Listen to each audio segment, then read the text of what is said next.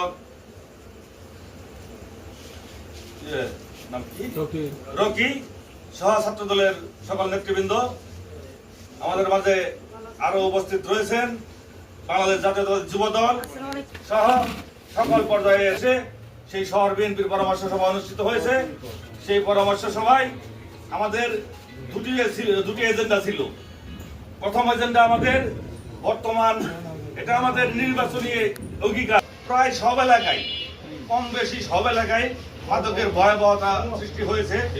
এই মাদকের ভয়াবহতা প্রতিরোধের কল্পে আমাদের শহর বিএনপির পরামর্শে আগামী শনিবার সকাল 11টায় আমাদের শহীদ মিয়া বাজার দলীয় কার্যালয়ের সামনে থেকে একটি সচেতনতামূলক প্রচার মিছিল উদ্যোগ নেওয়া হয়েছে। আমরা তারই লক্ষ্যে আজকের এই পরামর্শ সভা। আমরা মনে করি যে এটা আমাদের জীবনে অবশ্যই, কেননা একটা সন্তান, একটা পরিবারে একটা সন্তান যদি মাদকাসক্ত হয়, সেই পরিবারটি সামাজিকভাবে, অর্থনৈতিকভাবে, সকলভাবে সে ধ্বংস হয়ে যায়। অতএব আমাদের প্রত্যেকের ব্যক্তিগতভাবে দায়ী রয়েছে আমার পরিবারটাকে, আমার পাশের পরিবারটাকে, আমার সমাজটাকে আমরা মাদক মুক্ত রাখবো।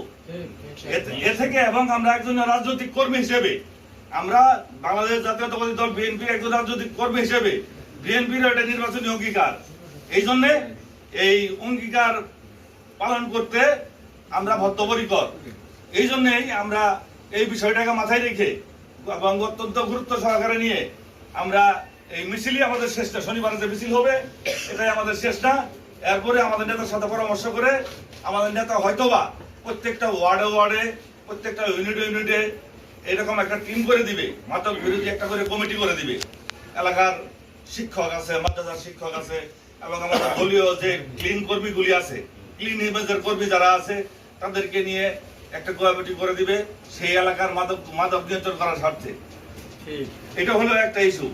পাশাপাশি আরেকটা ইস্যু হলো, এজেন্ডা হলো, আমরা ইতিমধ্যে লক্ষ্য করছি আমাদের 6 নং ওয়ার্ড সহ জামালপুর শহরের প্রায় এলাকাতে এটা লক্ষ্য করা যাচ্ছে আওয়ামী লীগের কিছু অতৎপরতা। যেহেতু বর্তমানে রাষ্ট্রীয়ভাবে আওয়ামী লীগ কার্যক্রম নিষিদ্ধ একটি সংগঠন।